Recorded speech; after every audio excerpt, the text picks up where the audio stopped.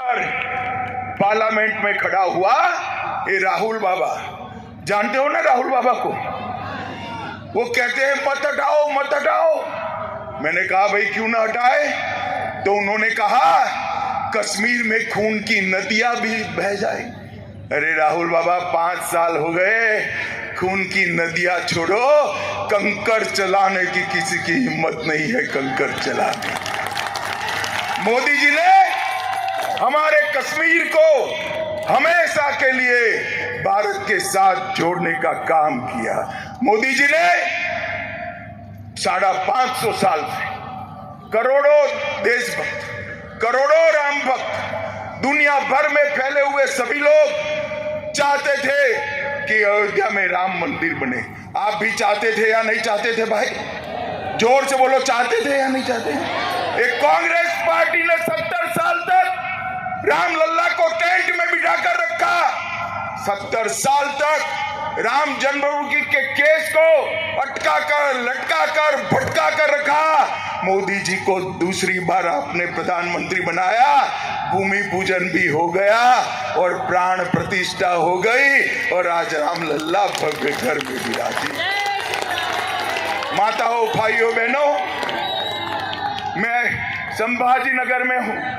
इस औरंगजेब ने काशी विश्वनाथ को तोड़ा था, सालों तक किसी ने सूद नहीं ली। मोदी जी ने भव्य काशी विश्वनाथ का कॉरिडोर बनाकर इतने सालों से हुआ अपमान का बदला लेने का काम देश के नेता नरेंद्र मोदी जी ने किया।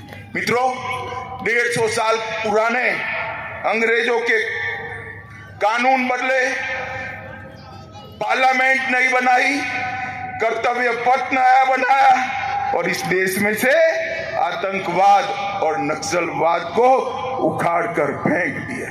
भाई और बहनों, मैं आज आपको पूछने आया हूं, बाला साहब ठाकरे को सिर्फ आप नहीं, मैं नहीं, देश भर की जनता पलकों पर बिठाती है। इनके सिद्धांतों के कारण पलकों पर बिठाती है। मुझे बताओ, ये संभाजी नगर का नाम बदलने के लिए, जो रखने के लिए विरोध करते थे, वो बाला साहब के वारिस हो सकते हैं क्या? हो सकते हैं क्या? हो सकते हैं क्या?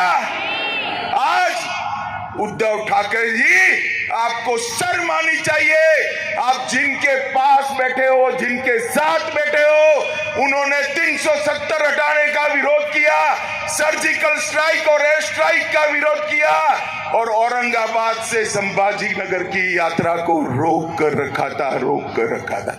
किस मुंह से आप महाराष्ट्र की जनता के सामने आएंगे?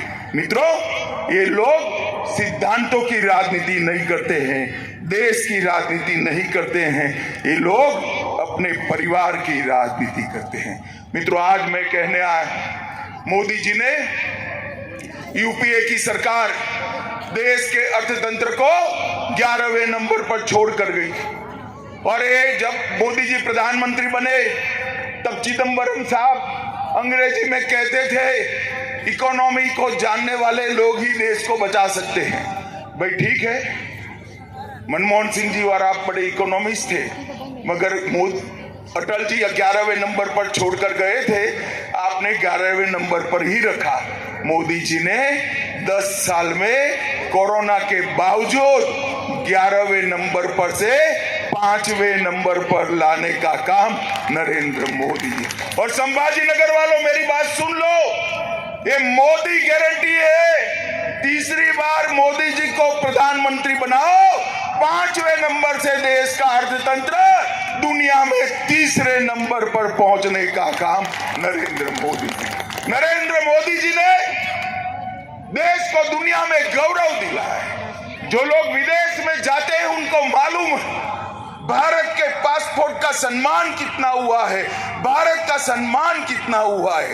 नरेंद्र मोदी विश्व के एकमात्र नेता है जिनको दुनिया के 14 से ज्यादा देशों ने अपना सर्वोच्च पुरस्कार, भारत रत्न जैसा पुरस्कार मोदी जी को देने का काम किया है। और मित्रों, ये मोदी जी का सम्मान नहीं, भारतीय जनता पार्टी का सम्मान नहीं है, ये सम्मान देश के 130 करोड़ की जनता का और मेरे संभाजी नगर के भाइयों और बहनों का सम्मान। और मित्रों, पूरी दुनिया में मोदी जी जाते हैं, पूरी दुनिया में कोई भी भाषण उठाकर मोदी जी देश की राष्ट्रभाषा हिंदी में बोलते हैं, भारतीय भाषा में बोलते हैं, भारत का सम्मान बढ़ाते हैं। मोदी जी ने दुनिया में भारत का सम्मान बढ़ाने का काम किया है। और कांग्रेस ने क्या किया?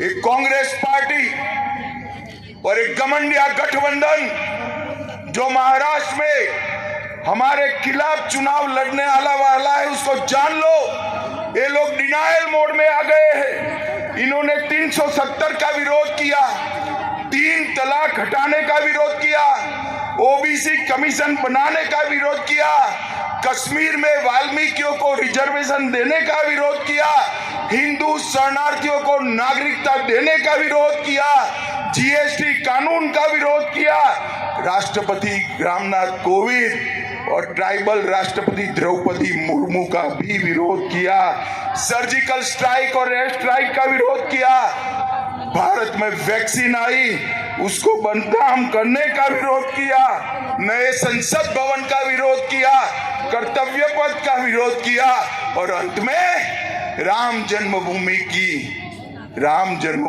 प्राण प्रतिष्ठा का भी बहिष्कार किया। मित्रों, ये लोगों को डिनायल मोड में आने, वो कुछ अच्छा नहीं कर सकते, विरोधी उनका काम बचा है। भारत को अगर विश्व में आगे बढ़ाना है, भारत को आगे ले जाना है, विश्व गुरु के स्थान पर बिठाना है, विकसित भारत बनाना है, तो केवल और केवल मोदी जी ही बना सकते हैं। और मैं संभाजी नगर तो मांग कर आया हूं भाई, संभाजी नगर मांग कर आया हूं। पूरे देश में संभाजी नगर का जाम नाम पूछते हैं और कोई पूछता है वहां से एमपी किस पार्टी का है, तो कहते हैं मजलिस का है।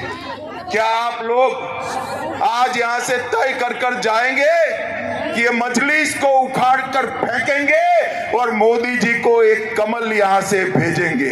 आप तय करते हैं? जोर से बोलिए, तय करते हैं?